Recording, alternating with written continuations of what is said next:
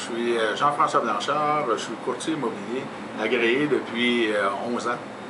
Et j'aimerais vous parler des cas à laquelle on a des pénalités concernant les prêts hypothécaires dont les gens doivent rembourser avant terme. C'est une chose qui est aberrante au niveau de notre profession et pour nos consommateurs, nos clients vendeurs, ça leur crée des zones d'inconfort. Comme l'exemple d'un cas qui est le suivant où la vente n'a pas fonctionné.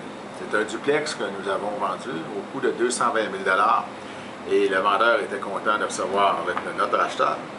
Et il est allé voir consulter son institution financière parce qu'on voulait transférer à l'institution financière l'acheteur pour qu'il reprenne une hypothèque pour l'achat du duplex.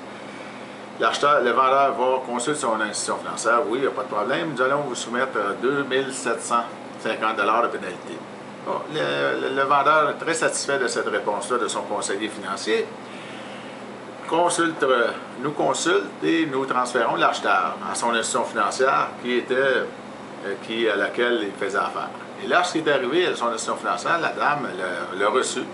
Elle s'est aperçue qu'il faisait déjà affaire avec cette même institution financière-là, mais pas nécessairement cette succursale-là. Oh, elle a dit, attendez un petit peu, on va vous qualifier, tout fonctionne très bien pour notre acheteur. Malheureusement, le vendeur reçoit un coup de téléphone suite à la visite de notre acheteur et ce dernier lui fait dire que malheureusement, monsieur, nous avons dit 2 750 de pénalité, c'est maintenant 10 000 $. Le vendeur a dit pourquoi? Bien, c'est parce que votre acheteur est déjà client de notre institution financière. Mais malheureusement, le vendeur a dit oui, mais il est à votre institution financière, mais il prend une hypothèque chez vous. Donc, il peut peut-être avoir un compte ouvert, mais pas d'hypothèque. Et malheureusement, l'institution financière n'a pas voulu adhérer à la demande de notre vendeur.